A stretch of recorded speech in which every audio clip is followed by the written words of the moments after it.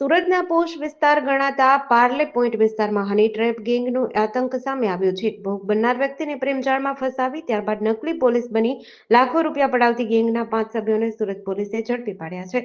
આ ટોળકીમાં 3 પુરુષ અને 2 મહિલાઓનો સમાવેશ થાય છે. આ ગેંગ અત્યંત વ્યવસ્થિત રીતે પોતાનું નેટવર્ક ચલાવતી હતી.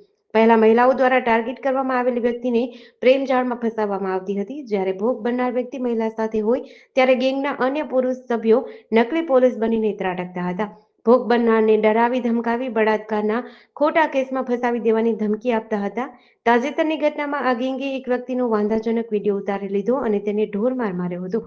બદનામીના ડર અને પોલીસ કેસની બીક બતાવી આ ગેંગે ભોગ બનનાર પાસેથી 5 લાખ રૂપિયા પડાવ્યા હતા. જો કે ભોગ બનનારે હિંમત દાખવી પોલીસનો સંપર્ક કરતા સમગ્ર મામલો સામે આવ્યો છે.